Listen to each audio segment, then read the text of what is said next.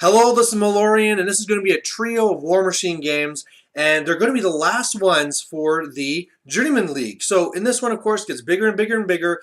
Now we're at 35 points. So the interesting thing here is that for the whole league, I've been kind of in the lead with a mix of battle points. You also get points for painting, and I've been doing pretty well in both, so I've been up in the top there. Unfortunately, this last week here, one of the other guys got, vacation or whatever it is, and just painted a ton. Took his airbrush, just went to work, and he is now way in the lead. So the idea of winning the whole thing, not going to happen. However, I'm also currently in the lead for battle points. So the way it's set up is that if I win all these 3 games, I'm a shoo-in. I got it. If I lose 1 game, then the next guy in second place has to win all of his 3 just to tie. And it goes on from there. So it's going to be interesting. I'm going to be running Rask because I want to use my best, and we'll see how it goes.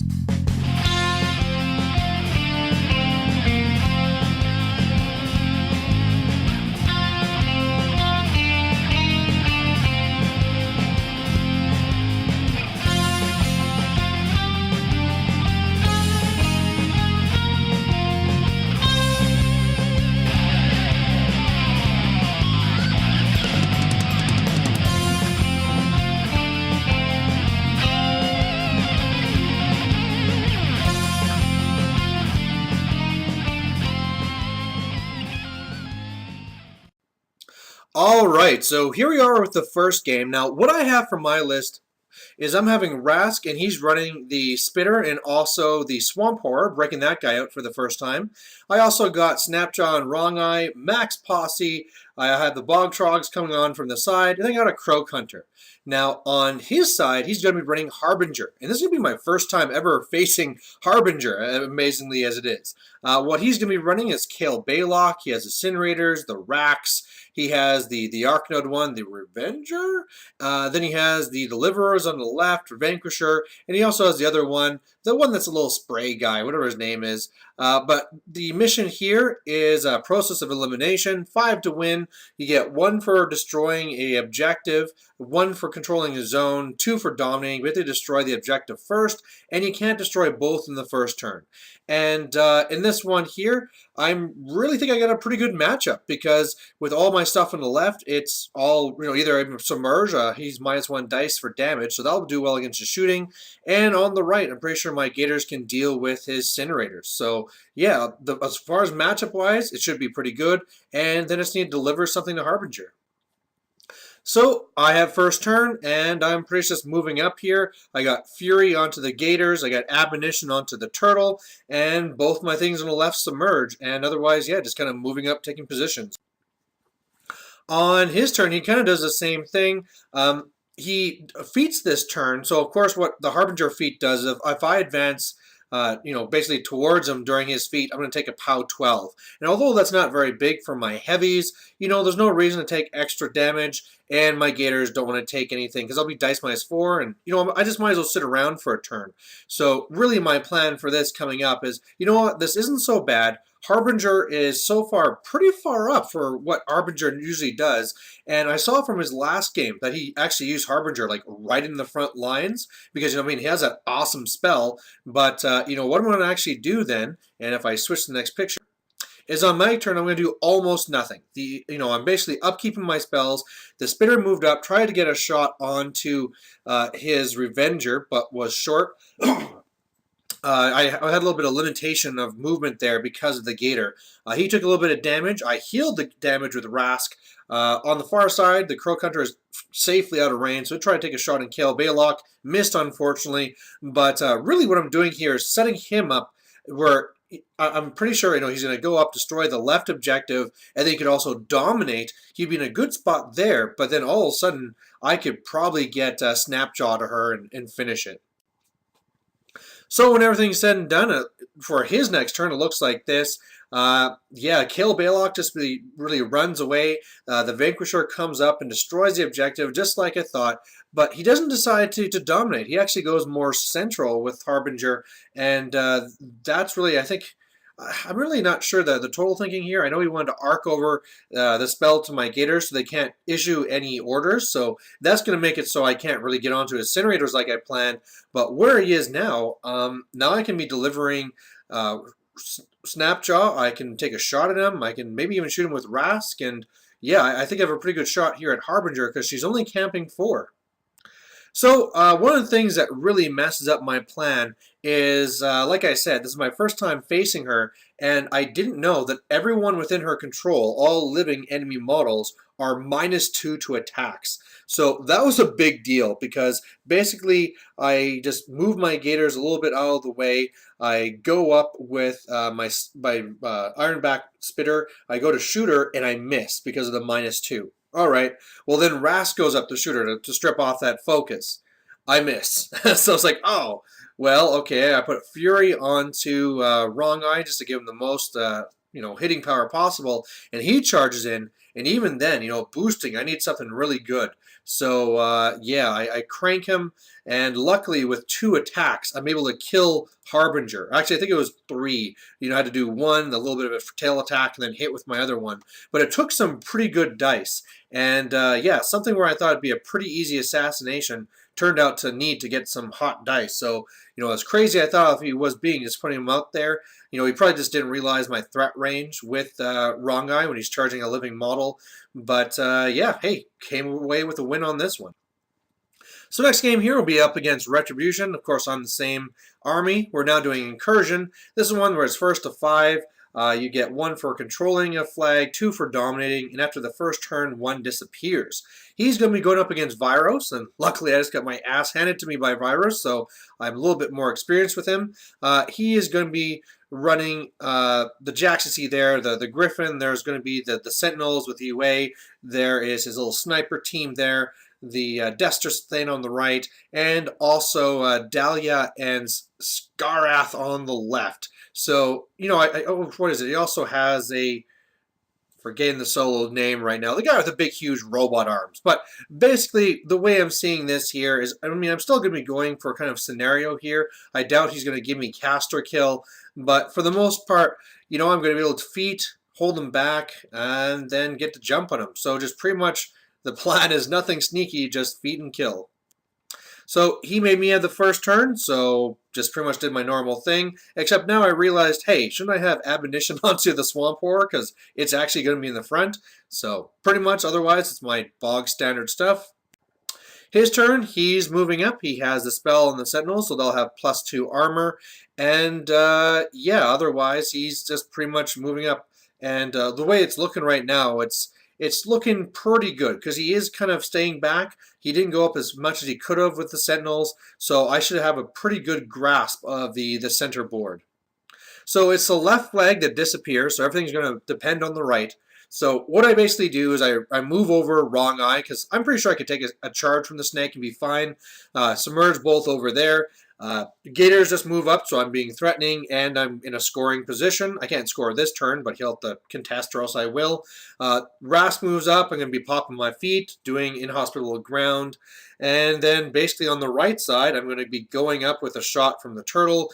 It's going to be missing. The Bogtrods came in just to kind of tie things up. Then oh, that Croak Hunter, I loved it. It charged in, and it killed the Desterthane all by itself. Great 2-point attacker there. So right now I love this. He has a lot of stuff to tie him up there on the right and threaten him, and yet he can't do too much to me at all. So on his turn, what he basically does is he moves up Scarath in order to do a spray to me, but moves a little bit too far, gets within reach range. Luckily, that thing has reach as well, so it goes and it kills that one gator.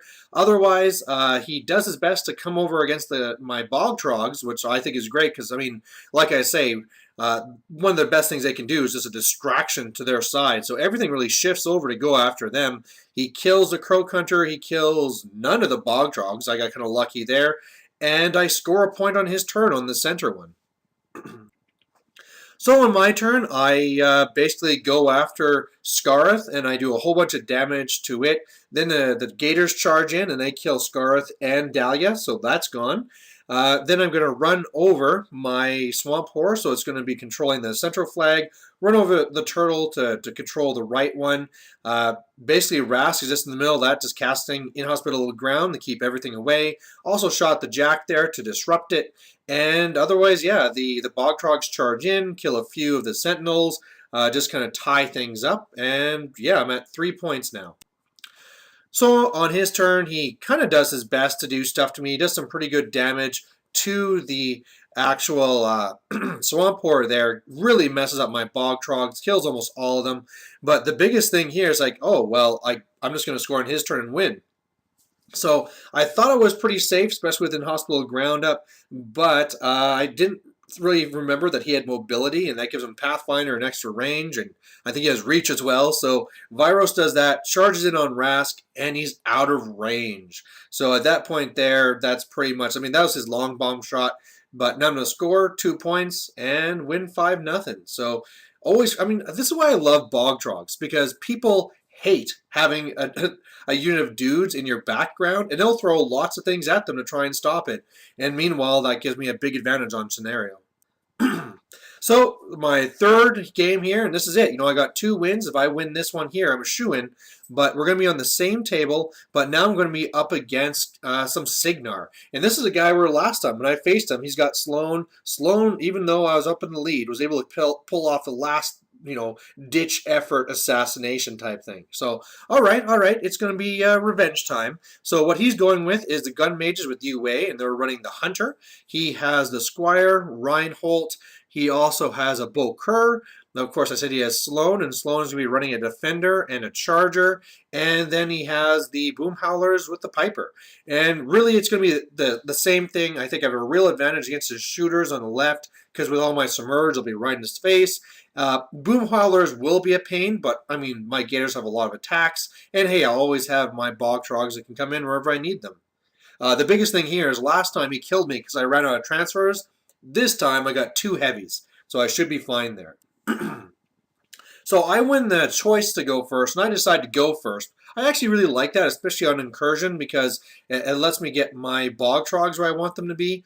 But really, for the most part, it's just like last game, where I put up Submerge and charge both of my Wrong Eye and Snapjaw, have Fury up on the Gators, Admonition on the Swamp Horror, things basically just moving up or you know, charging up in Rask's case, and that's pretty much it.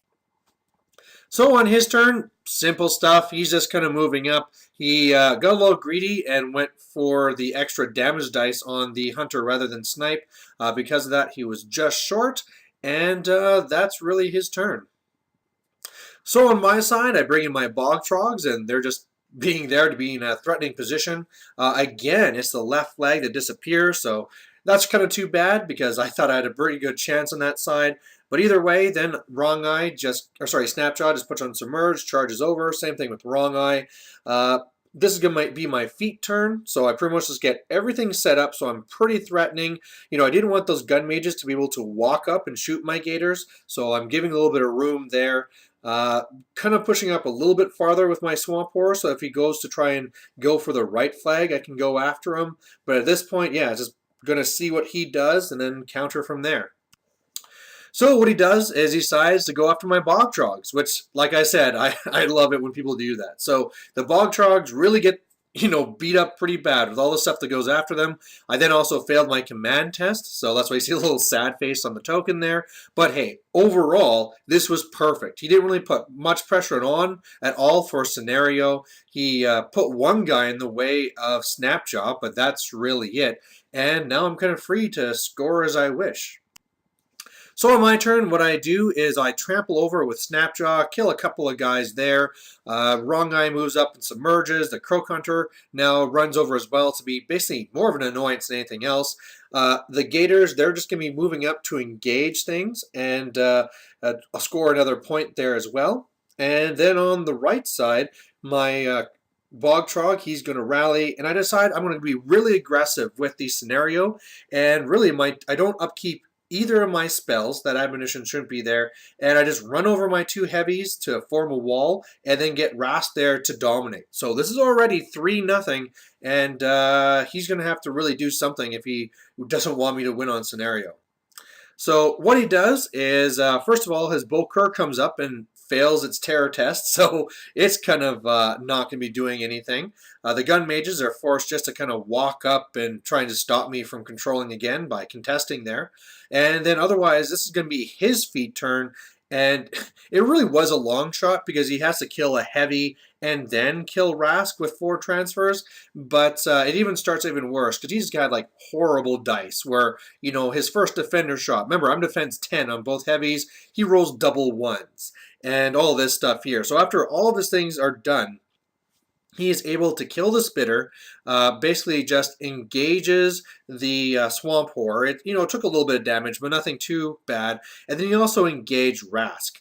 Now, the issue I'm dealing with here is, last thing he did is kind of move over the Squire and Reinhold to make a buffer between Wrong Eye and Sloan. But the big thing I have to decide here now is what part of scenario do I want to go for? Because I'm pretty sure I could just kill the gun mages on the left. I could score again with my Gators because I believe his Bokur can't contest because of how it's failed his command test. But, then he'd be forced to bring something down there, else I score again. But either way, I got to kind of keep Rask alive. So another way of doing this too is I could kill guys with the swamp horror and Rask just runs away. Just absolutely just 10 inches runs away. And I can probably pull that off because the swamp horror has reach and can kill lots of guys. But at the same time, if I'm going to be killing lots of guys, why don't I take the Gators, charge over, try and kill at least 2 of the Boom Howlers? He's super tough right now. I mean, that's kind of assumed. If the Swamp Horror can then move over, kill Boom Howler and another guy, and Rask just kills the one that he's in base to base, I can dominate and win right here. So after some thoughts, I kind of go for a combo option. So what happens is, first of all, I try the assassination. So he does have some guys in the way. So first I go over with the Croak Hunter and try and kill the Squire. Unfortunately, I forgot it's a construct, so I only got 2 dice damage and was not able to kill it. So then what I do is I basically slam over, I'm trying to slam the Squire, so he'd be going over his guys, doing more things. But the problem there is that I miss my slam attack even when it's boosted. And then after that, I'm able to kill the Squire with my other attacks, but yeah, I wasn't able to do anything too bad there. So then trying to tie things up and get over there, I activate my posse, and they kill off all the gun mages. I do really good damage to the defender. I actually take out its gun, so that's pretty awesome. And then the Gators charge across at the Boom Howlers, and it takes all 4 attacks to kill one of them. So that was my first sign of danger. Then I start going with the Swamp Horror. And remember, it has 4 initials, and I can buy 4 more. After everything is done, I'm still left with Boom Howler. It was just, okay, that is 12 attacks, and I killed 3 guys. It was just, oh, that's a lot of tough tests. But either way, because of that, I decided with Rask, I'm not going to kill that Boom Howler engaging me because, hey, it gives me a bonus.